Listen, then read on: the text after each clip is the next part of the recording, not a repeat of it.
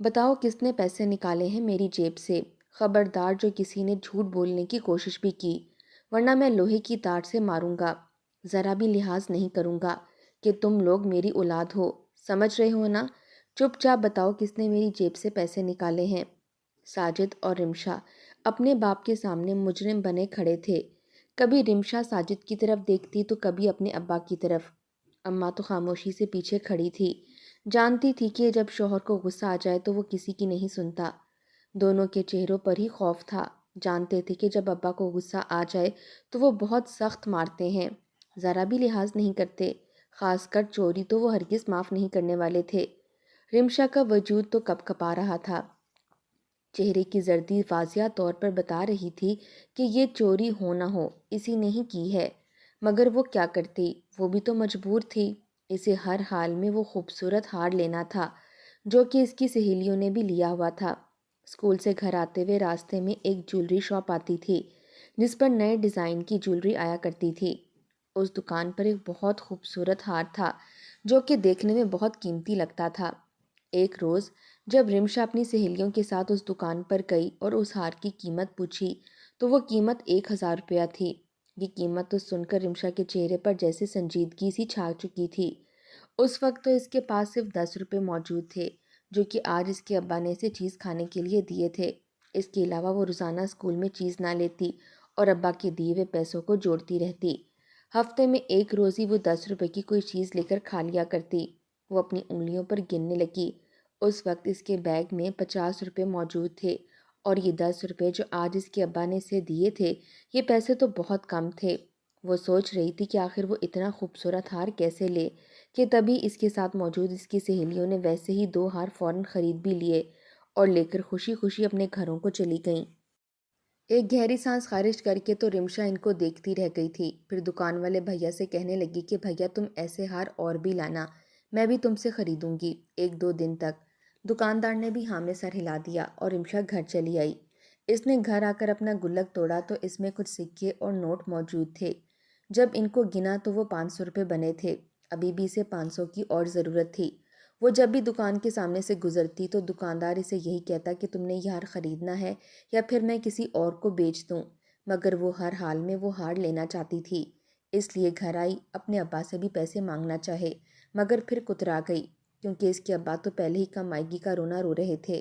اپنے خرچ بتا رہے تھے کہ ان کی جیب میں اب صرف 1000 روپیہ ہی بچا ہے، بھلا ان پیسوں سے وہ مزید گھر کا خرچ چلائیں گے یا اماں کو ان کی ضرورت کی چیز لا کر دیں گے۔ ابھی ماں اور باپ ایسی ہی باتیں کر رہے تھے کہ جب رمشا کے ذہن میں ایک اور بات آئی۔ وہ ابا سے تو پیسے نہیں مانگ سکتی تھی، لیکن اگر چھپ کر وہ ان کی جیب سے 500 روپے نکال لے تو اس سے انہیں پتہ بھی نہیں چلے گا اور شک بھی اس پر نہیں آئے گا۔ یہ سوچتے ہوئے وہ چھپ کر اپنے ابا کے کمرے میں گئی اور پھر ان کی جیکٹ میں موجود بٹوے سے پیسے نکال کر اپنے کمرے میں چلی آئی۔ اگلے ہی روز جب وہ صبح صبح اسکول گئی تو دکاندار سے وہ خوبصورت ہار خرید بھی لیا۔ وہ ہار تو جیسے اس کے لیے ہی بنا تھا۔ وہ بہت خوش تھی، مگر جب شام کو گھر جانے لگی تو ایک خوف کی لہر اس کے وجود میں دوڑ چکی تھی کہ اگر اس کے ابا کو پتہ چل گیا کہ یہ پیسے اس نے ان کی جیب سے چرائے تھے تو اس کا کیا حشر ہوگا۔ جس بات کا ڈر تھا وہی ہوا تھا۔ جب وہ گھر پہنچی تو آگے اس کے ابا نے عدالت لگا رکھی تھی۔ وہ اور ساجد ایک ساتھ ہی اسکول جایا کرتے تھے، مگر چونکہ ساجد اس سے 2-3 سال چھوٹا تھا اس لیے وہ دوسرے اسکول میں پڑھتا تھا، جبکہ وہیں سے کچھ قدم آگے موجود لڑکیوں کے الگ اسکول میں رمشا پڑھا کرتی تھی۔ دونوں گھر پہنچے تو ابا آگے غصے سے اماں کو ڈانٹ رہے تھے۔ ان دونوں کو دیکھ کر سوال کرنے لگے کہ میری جیب سے پیسے کس نے نکالے ہیں؟ پورے 500 روپے غائب ہیں، میرے پاس کوئی پیسوں کی ریل پیل نہیں ہے کہ کوئی بھی پیسے نکالے اور مجھے پتہ نہ چلے۔ میں رات کو سونے سے پہلے سارے پیسے گن کر رکھتا ہوں اور صبح اٹھ کر پھر گنتا ہوں۔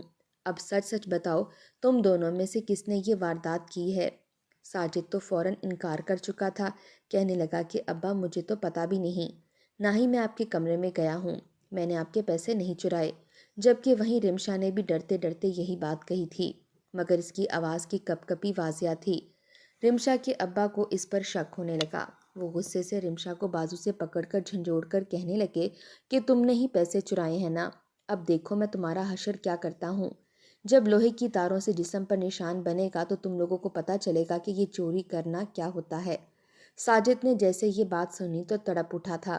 ابا جیسے ہی لوہے کی تاڑ لے کر رمشا کو مارنے لگے تو وہ فوراً آگے آ گیا، کہنے لگا کہ ابا آپ ہی کو کچھ مت کہو، انہوں نے چوری نہیں کی، وہ آپ کی جیب سے پیسے میں نے نکالے تھے، مجھے اپنے دوستوں کے ساتھ باہر کھانا کھانے جانا تھا اس لیے۔ رمشا کے تو جیسے حواس گم ہوئے تھے، اسے تو یقین نہیں آ رہا تھا کہ ساجد جھوٹ کیوں بول رہا ہے۔ ارے پیسے تو اسی نے چرائے تھے، پھر ساجد اس کا الزام اپنے سر کیوں لے رہا تھا؟ اسی پل رمشا کے ابا نے اسے چھوڑا اور ساجد کو پکڑ کر ایک زناٹے دار تھپڑ اس کے منہ پر مارا، کہنے لگے کہ یہاں کھانے کے لالے پڑے ہوئے ہیں اور تو اپنے دوستوں کے ساتھ میری جیب سے پیسے چرا کر عیاشیاں کر رہا ہے۔ ابھی سے ہی تیری یہ تربیت کر رہی ہے تیری ماں۔ بچوں کے ساتھ ساتھ بچوں کی ماں کو بھی ان کے ابا اچھی خاصی سنا چکے تھے، کہنے لگے میں تم لوگوں کو پڑھا لکھا کر اچھا انسان بنانا چاہتا تھا، مگر تم لوگ تو چوریاں کرنے لگے ہو۔ ارے آج ابا کی جیب سے چوری کی ہے، کل ضرورت پڑی تو لوگوں کے گھر ڈاکے مارنے چلے جاؤ گے، بہت ہی آوارہ ہوتے جا رہے ہو تم۔ یہ سن کر اس روز ساجد رویا، لیکن اس کے ابا نے اسے سزا کے طور پر پہلے تھپڑ اور پھر لوہے کی تار 2 مرتبہ اس کے ہاتھوں پر ماری۔ اس کے ہاتھ پر سرخ نشان پڑ چکا تھا جو کہ تھوڑی دیر بعد چھالوں میں تبدیل ہو گیا۔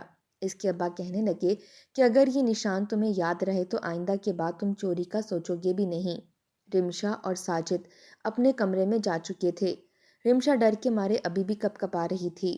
جو سلاخیں اس کے بھائی کے ہاتھ پر لگی تھیں، اگر اس کے ہاتھ پر لگتی تو وہ تو مر ہی جاتی، جبکہ وہیں ایک جانب بیٹھا ہوا ساجد بھی خاموشی سے سسک سسک کر رو رہا تھا۔ جیسے ہی رات ہوئی اور ابا اپنے کمرے میں سو گئے تو رمشا اپنے بھائی کے پاس آ کر بیٹھی۔ اس نے وہ ہار اپنے بھائی کے سامنے بیڈ پر رکھ دیا۔ ہار کو دیکھتے ہی ساجد جیسے ہر غم بھول چکا تھا۔ مسکرا کر اس نے وہ ہار دیکھا اور کہنے لگا کہ واپی یہ ہار آپ پر بہت اچھا لگے گا، کتنا پیارا ہار ہے، آپ نے ابھی تک پہنا کیوں نہیں؟ یہ تو بہت قیمتی لگتا ہے۔ یہ سن کر رمشا رونے لگی تھی، روتے ہوئے کہنے لگی کہ بھائی تم جانتے تھے نا کہ وہ پیسے ابا کی جیب سے میں نے چرائے تھے، پھر آخر تم نے سچ کیوں نہ بتایا؟ روتے ہوئے ساجد کہنے لگا کہ میں جانتا تھا، مگر میں آپ کا بھائی ہوں اور میرا فرض بنتا ہے کہ آپ پر آنے والی ہر مصیبت میں اپنے سر لے لوں۔ یہ سن کر تو رمشا شرمندہ سی ہو چکی تھی، مگر اس وقت دونوں ہی چھوٹے تھے۔ اس نے اپنے بھائی کے ہاتھوں پر سرسوں کا تیل لگایا تھا، مگر ساجد اس کے باوجود مسکرا کر بولا کہ کوئی بات نہیں، زخم تو ٹھیک ہو جائیں گے۔ دھیرے دھیرے جو ہی وقت گزرا اور دونوں میٹرک پاس کر چکے تھے، سب سے پہلے میٹرک رمشا نے پاس کیا تھا، جبکہ ساجد ابھی 9ویں جماعت میں تھا۔ دونوں کے نمبر پیپرز میں اچھے آئے تھے۔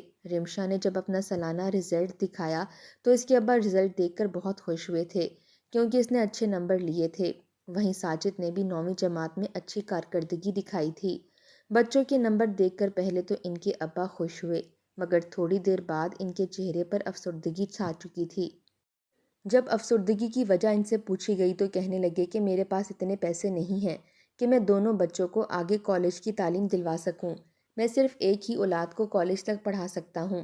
یہ سن کر رمشا کی ماں پریشان ہو چکی تھی، کہنے لگی کہ آپ کسی سے قرض کیوں نہیں لے لیتے؟ دھیرے دھیرے پھر قرض بھی اترتا رہے گا۔ یہ سوچ کر ان کے ابا اپنے کچھ دوست اور رشتہ داروں کے پاس قرض مانگنے کے لیے بھی چلے گئے، مگر کوئی بھی ان کو قرض دینے کو تیار نہ تھا۔ جب یہ بات ساجد نے سنی کہ ابا ہم دونوں میں سے کسی ایک کو ہی آگے کی تعلیم دلوا سکتے ہیں، تو اس نے ایک فیصلہ کیا اور پھر اپنے ابا سے کہنے لگا کہ ابا میں تو صرف 10 جماعتیں ہی پڑھوں گا، اس کے بعد میں پھر آپ کے ساتھ جا کر مزدوریاں کروں گا، مجھے آگے کی پڑھائی نہیں کرنی، میرا دل پڑھائی سے بھر چکا ہے، آپ ہی کو آگے کالج کی تعلیم دلوا دیں۔ یہ سن کر تو ساجد غصے میں آ چکا تھا، کہنے لگا کہ تیرا دماغ تو ٹھیک ہے، ارے وہ تو لڑکی ہے، گھر کے کام کاج سیکھے گی، گھرداری سیکھ لے گی اور پھر اپنے گھر کی ہو جائے گی، جبکہ تو میرا لڑکا ہے، اچھی نوکری کرے گا، کمائے گا، ہمارے ہاتھ بھی سیدھے ہوں گے۔ مگر ساجد نے ایک ہی رٹ لگائی تھی کہ میں آگے پڑھائی نہیں کروں گا، بس کہہ دیا تو کہہ دیا، اگر آپ ہی بھی اچھی پڑھائی کر کے کچھ بن جائیں گی تو ان کا بھی اچھے گھر میں رشتہ ہو جائے گا، وہ اپنے گھر میں خوش رہیں گی۔ مگر اس کے ابا نے اسے اس روز بہت مارا تھا کہ تو پڑھائی سے جان چھڑانا چاہتا ہے، کیسا بیٹا ہے تو، اتنا سست اور قائل ہو سکتا ہے، میں نے کبھی سوچا بھی نہیں تھا۔ ابا کی مار کھا کر اس نے ابا سے کہا کہ دیکھ لینا ابا، آپ نے مجھے مارا ہے نا، اب میں کبھی لوٹ کر واپس نہیں آؤں گا، میں یہاں سے چلا جاؤں گا۔ اس کی یہ بات سن کر اس کے ابا نے اسے اس وقت دھکے مار کر نکالا، مگر ماں نے فوراً اپنے شوہر کے آگے ہاتھ جوڑ دیے کہ بس کر دو، کیوں جذبات میں فیصلے کرتے ہو؟ ارے بچہ ہے، اگر کچھ کہہ دیا ہے تو پیار سے بھی سمجھا سکتے ہو، تم گھر سے کیوں نکال رہے ہو؟ وہیں رمشا بھی بولی تھی کہ مجھے نہیں پڑھنا، میری جگہ میرے بھائی کو ہی پڑھا دو۔ مگر اس روز جب رمشا اپنے کمرے میں سونے کے لیے لیٹی تو رات کو اسے یوں محسوس ہوا جیسے کوئی آدھی رات کو اس کے کمرے میں آیا ہے، مگر چونکہ روشنی نہیں تھی اس لیے وہ چہرہ نہ دیکھ سکی۔ صبح جب اس کی آنکھ کھلی تو اس کے بستر کے پاس ایک خط پڑا تھا جو کہ ساجد کی طرف سے تھا۔ ساجد نے لکھا تھا کہ آپی، آگے کی تعلیم آپ حاصل کر لینا، میں یہ گھر چھوڑ کر جا رہا ہوں۔ میری عمر اب 18 سال ہو چکی ہے اور میں کوئی بھی محنت مزدوری کر کے اپنا پیٹ پال لوں گا، لیکن اگر میں اس گھر میں رہا تو ابا ہر حال میں مجھے ہی آگے کی تعلیم دلوائیں گے۔ یہ خط رمشا نے آ کر اپنے ماں باپ کو دکھایا تھا۔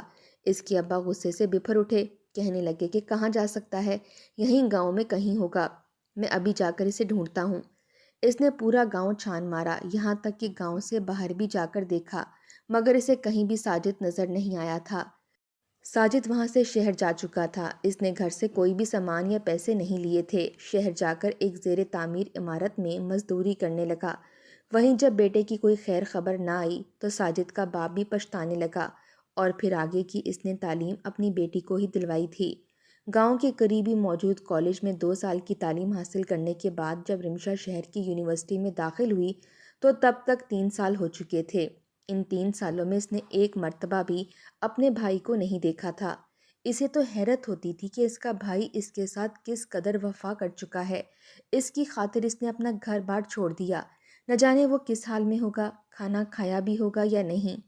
ایک روز وہ اپنے ہاسٹل میں ہی بیٹھی اپنے پیپر کی تیاری کر رہی تھی کہ جب اسے اس کی سہیلی نے آ کر بتایا کہ باہر کوئی گاؤں کا لڑکا تم سے ملنے کے لیے آیا ہے۔ یہ سن کر رمشا بڑی حیران ہوئی تھی کہ آخر کون سا گاؤں کا لڑکا اسے ملنے آ چکا ہے۔ اکثر گاؤں کے اوباش لڑکے اشارے بازیاں کر جایا کرتے تھے، اس لیے رمشا نے یہی سوچا کہ کوئی ایسا ہی لڑکا ہوگا۔ باہر تو ٹھنڈ بھی بہت تھی، دھند کڑاکے کی پڑ رہی تھی، اس لیے رمشا اپنی پڑھائی میں ہی مگن رہی اور 2-3 گھنٹے یوں ہی بیت گئے۔ جب اسے یاد آیا کہ اس سے کوئی ملنے کے لیے آیا تھا تو وہ فوراً ہاسٹل سے نکلی اور دروازے تک آئی۔ آ کر دیکھا تو باہر کڑاکے کی سردی میں اس کا بھائی ایک باریک سے کرتے میں ملبوس کھڑا کانپ رہا تھا۔ بھائی کو 3 سالوں بعد دیکھ کر تو رمشا کو یقین نہ آیا۔ وہ خود پر قابو نہ رکھ سکی اور اپنے بھائی کے گلے لگ کر پھوٹ پھوٹ کر رونے لگی۔ اس کے بھائی کی حالت بڑی خراب تھی، کرتا کئی جگہ سے پھٹا ہوا تھا، کپڑوں پر مٹی اور سیمنٹ کے داغ لگے ہوئے تھے، وہ بالکل کسی مزدور جیسا ہی لگ رہا تھا۔ کتنے ہی دیر دونوں دکھ سکھ کی باتیں کرتے رہے۔ رمشا کہنے لگی کہ بھائی، تم نے بتایا کیوں نہیں کہ تم مجھ سے ملنے کے لیے آئے ہو؟ تو ساجد کہنے لگا کہ میں کیسے بتاتا، اگر میں بتاتا کہ میں رمشا کا بھائی ہوں تو تمہاری سہیلیاں تمہارا مذاق اڑاتی کہ تم اتنی پڑھی لکھی اور تمہارا بھائی مزدور ہے۔ ایک مرتبہ پھر رمشا اپنے بھائی کی اس محبت کو دیکھ کر دل ہی دل میں رونے لگی تھی۔ کتنی دیر رمشا سے باتیں کرتا رہا، پھر جانے سے پہلے اپنی جیب سے ایک شاپر نکال کر اس نے رمشا کی جانب بڑھا دیا کہ میں اپنی مزدوری سے بچت کر کے تمہارے لیے کچھ چیزیں لایا تھا۔ اس شاپر میں چوڑیاں، انگوٹھیاں اور بالوں میں لگانے کے لیے خوبصورت ہیئر کلپ تھے۔ ان چیزوں کو دیکھ کر رمشا انہیں اپنے سینے سے لگا چکی تھی۔ اس کے بعد اکثر ساجد اس سے ملنے کے لیے وہاں آتا رہا۔ کئی سال یوں ہی بیت گئے۔ جب رمشا نے گھر آ کر بتایا کہ ساجد وہاں پر ایک زیر تعمیر عمارت میں مزدوری کر رہا ہے تو اس کے ابا فوراً وہاں گئے اور اسے گھر لے کر آئے۔ انہوں نے اسے ڈانٹا نہیں تھا بلکہ اس کے جذبے کی قدر کی تھی اور پھر اپنے بچے کو سینے سے لگا لیا۔ انہیں بھی پچھتاوا تھا کہ شاید ان کی غصہ کرنے کی وجہ سے ان کا بیٹا یہ گھر چھوڑ کر چلا گیا تھا۔ پڑھائی مکمل ہونے کے بعد رمشا ڈاکٹر بن چکی تھی، جبکہ اس کی خاطر قربانی دینے والا اس کا بھائی مزدور ہی تھا۔ اس نے اپنے گاؤں میں ہی ایک کلینک کھول لیا تھا۔ کچھ ہی ماہ گزرے، رمشا کے لیے ایک اچھے گھر سے رشتہ آ گیا جو کہ کنسٹرکشن کمپنی میں کام کرتا تھا۔ رشتہ مناسب سا تھا، اس لیے اس کے والدین نے فوراً ہاں کر دی اور یوں رمشا کی شادی اسجد سے کر دی گئی۔ جو عمارت تعمیر ہو رہی تھی اس کا کانٹریکٹ اسجد کے پاس ہی تھا۔ جب اسے پتہ چلا کہ یہاں پر مزدوری کے طور پر کام کرنے والا شخص رمشا کا بھائی ہے تو اس نے فوراً رمشا سے کہا کہ تم اپنے بھائی سے بات کرو، میں اسے سپروائزر بنا دیتا ہوں، پھر اسے اتنی مشقتیں نہیں اٹھانی پڑیں گی۔ تو اس کے بھائی نے فوراً منع کر دیا، کہنے لگا کہ نہیں، اس کی ضرورت نہیں ہے۔ کچھ روز بعد جب اسجد کام کر رہا تھا کہ کام کے دوران اسے کرنٹ لگ گیا۔ وہ اونچائی سے زمین پر گرا تھا اور اس کی ٹانگ پر بھی اچھی خاصی چوٹ آئی تھی۔ 2 جگہ سے ٹانگ ٹوٹ چکی تھی۔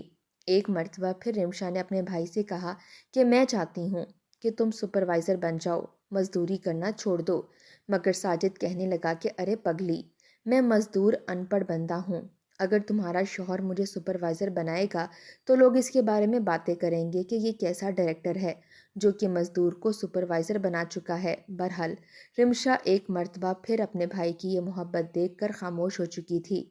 کیسا بھائی تھا اس کا، نہ صرف اسے بہن کا خیال تھا بلکہ اس کے شوہر کے بارے میں بھی اتنا خیال کر رہا تھا۔ ساجد کی عمر 30 سال ہو چکی تھی جب اس کی شادی گاؤں کی ہی ایک لڑکی سے کر دی گئی جو اسی کی طرح ہی سادی اور بڑی پرخلوص تھی۔ جب ساجد کا ولیمہ تھا تو پورے گاؤں کو دعوت دی گئی تھی۔ رمشا بھی اپنے سسرال والوں کے ساتھ وہاں پر موجود تھی۔ ہر کوئی خوش تھا کہ جب وہاں موجود ایک رشتہ دار شخص نے ساجد کو دیکھا اور پھر اسے سوال کر ڈالا کہ تم اپنی زندگی میں سب سے زیادہ محبت کس سے کرتے ہو۔ یہ سن کر ساجد کچھ دیر خاموش رہا، پھر کہنے لگا کہ میں اپنی بہن سے سب سے زیادہ محبت کرتا ہوں۔ یہ سن کر رمشا کے پورے وجود میں جیسے خون کی گردش تیز ہوئی تھی۔ کسی نے پوچھا کہ آخر اس کی وجہ کیا ہے، تم کیوں اپنی بہن سے اس قدر محبت کرتے ہو؟ تو ساجد کی آنکھوں میں ایک پل کو آنسو جگمگائے تھے۔ کہنے لگا کہ میں اپنی بہن سے چھوٹا ہوں، ہمارا اسکول ایک ہی جگہ پر تھا مگر یہاں سے 2 گاؤں چھوڑ کر تھا۔ شدید جلتی دھوپ میں میرا جوتا راستے میں ہی ٹوٹ چکا تھا، میری بہن نے اپنے پیروں سے جوتا اتار کر مجھے پہنا دیا اور خود وہ سارے راستے خراب سڑک پر تپتی ہوئی زمین پر پیدل چلتے ہوئے آئی تھی۔ میں نے آپی سے کہا بھی کہ آپ یہ جوتے پہن لیں مگر اس نے ایسا نہ کیا۔ جب گھر آئے تو آپی کے پیروں کے نیچے چھالے بن چکے تھے، ان سے خون رسنے لگا تھا مگر اس کے باوجود آپی مسکرانے لگی تھیں۔ اکثر ایسا ہوتا تھا کہ ابا کوئی چیز لاتے تو وہ مجھے پسند آ جاتی۔ آپی نے کبھی مجھ سے ضد نہیں کی تھی بلکہ وہ چیز وہ خاموشی سے مجھے ہی دے دیا کرتیں۔ شدید ٹھنڈ میں اکثر اسکول جاتے ہوئے بارش شروع ہو جاتی تو آپی اپنا بیگ اتار کر میرے سر پر سایہ کر دیتیں، لیکن مجھے کبھی بھیگنے نہیں دیا تھا۔ انہوں نے میری خاطر بہت قربانیاں دی تھیں، اس لیے میں نے پھر یہی طے کر لیا تھا کہ میں اپنے حصے کی بھی خوشیاں اپنی بہن کو دے دوں گا، اور زندگی میں سب سے زیادہ محبت مجھے خود بخود ہی اپنی بہن سے ہو چکی تھی۔ رمشا نے جب یہ سنا تو وہ سسک کر پھوٹ پھوٹ کر رونے لگی تھی۔ وہاں پر ہر کوئی ساجد کی بات سن کر خوشی سے تالیاں بجا رہا تھا، اسے دعائیں دے رہا تھا، جبکہ رمشا شرمندہ ہو چکی تھی، دکھی تھی کہ اس نے تو صرف چند ایک نیکیاں اپنے بھائی کے ساتھ کی تھیں اور یہاں پر بھی اس کا بھائی کتنا اعلیٰ ظرف تھا، صرف اپنی بہن کے ہی اخلاص کو اس نے بیان کیا تھا، جبکہ خود ساجد نے اپنی بہن کے لیے کس قدر قربانیاں دیں، اپنا مستقبل تک داؤ پر لگا دیا اور اسے آج ڈاکٹر بنایا، خود مزدوریاں کرتا رہا، ان سب کا تو کہیں ذکر ہی نہیں تھا۔ رمشا نے بول کر سب کو بتانا بھی چاہا مگر ساجد اسے خاموش کروا چکا تھا۔ شاید ہی دنیا میں کوئی ایسا مخلص رشتہ تھا جیسا کہ ساجد اور رمشا کا تھا۔ دونوں ہی مثالی بہن بھائی تھے، لوگ ان کے رشتے کی مثالیں دینے لگے، جبکہ رمشا کو یہی لگتا تھا کہ جس قدر محبت اس کا چھوٹا بھائی اس سے کرتا ہے شاید ہی وہ کبھی اس سے کر پائی ہو۔ شاید اس کی وجہ یہ بھی تھی کہ وہ مرد تھا، اپنی ذمہ داریاں سمجھتا تھا اور اس نے رمشا کے ساتھ اس کی نیکیوں کا بدلہ بھی اس سے بڑھ کر دیا تھا۔ کچھ ماہ بعد جب ساجد ایک بیٹی کا باپ بنا تو بھائی کو تحفے میں رمشا نے ایک بہت بڑا سپر سٹور دیا تھا۔ یہ تو بس چھوٹی سی احساس تھا، ورنہ جس قدر احسانات ساجد نے رمشا پر کیے تھے وہ سوچ کر رمشا کے دل سے آج بھی اپنے بھائی کی خاطر دعائیں ہی نکلتی ہیں۔